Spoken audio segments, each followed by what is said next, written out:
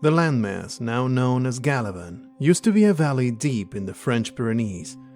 The first Furies, the founding witches of yore, built a laboratory-turned-fortress under the shadow of those mountains. This small citadel became a safe haven for all of witchdom on Earth. The wicked were hunted as they would be in those times, and the founding Furies were faced with a choice: fight a losing war with frothing humans, or embrace exile. They called it the Conveyance, a portal that descended upon Galavan like a dome and transported the entire valley into the Hollow, essentially a trap door under the rug of three-dimensional space, thrice tethered to Earth's gravitational well. 4 centuries later, Galavan is now thus. The Corin Range traps moisture and channels it downslope until it gathers into tributaries to the froth. Heat siphons, or heat eaters, tap and redistribute the heat rising from the rest of Galavan, keeping the temperature close to freezing up high. The flow lines that stem from these mountains are the main contributor to regulating temperature all over the realm. Downhill on the distal side, we find Tremelton, named after Helena Tremel, the Marrow Banshee, prime surgeon and haunt of Brattenburg. Tremelton's orderly burgs and fortified walls perch ominously over the cliffside, presiding over the harsh Devilstrand plantations. The hags of Tremelton pride themselves in their close observance of tradition, their unrivaled dueling champions, and the pragmatic efficiency of their youth processing facilities. They are especially proud after their role in squashing the human rebellions. Across the froth, past the wildlife reserve and the stones of the Furies monument, we can find sprawling Brena, the capital and current seat of council governance.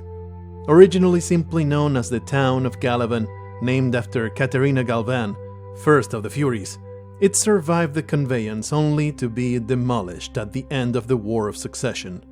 So Brena the Mad Crone dropped a mountain on it, ending the rising dominance of the Eastern Cabal.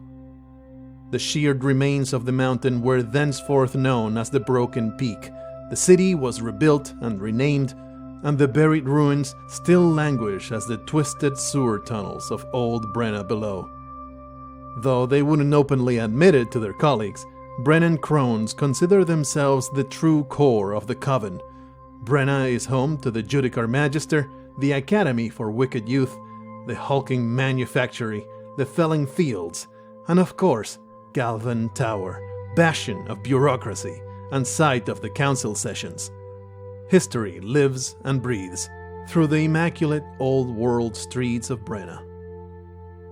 Further down Froth, across the urban flowline, the Yanwar harvest plants loom over the ruins of Yanwar, named after despicable Chen Yaniwa, the stricken, the unspoken, a deliberate reminder of consequence to opposition.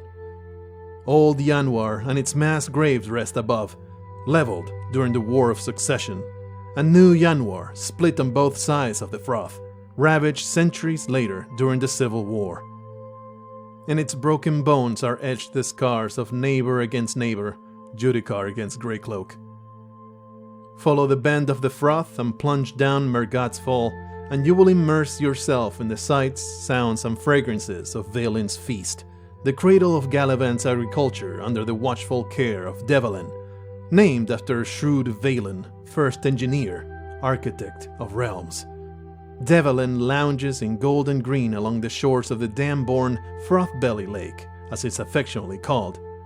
Devlin's shrews have a bit of a loose reputation among other witches, with lax public customs and colorful views about what constitutes proper public decorum. None of this detracts from the fact their manufacturing prowess is unrivaled in all of Galavan. Only the most talented among the Brutespawn earned their place as an alum in the conservatories, and many a counselor has benefited from their investiture empowering rituals. If a shrew's nose turns up over much, though, they will often be reminded that their unchecked tinkering is to blame for the golem revolts, and it is they who are in charge of flushing Galavan's toilet.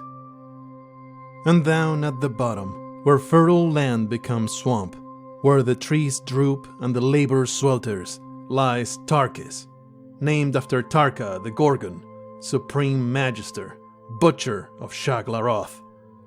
The dire bog is constantly shrouded in mist, which is created by the smattering of furnaces that close the water cycle in Galavan. The Tarkan Gorgons have a well-earned reputation for eccentricity, stubbornness, and ill temper, and a not quite substantiated inclination for mysticism and superstition.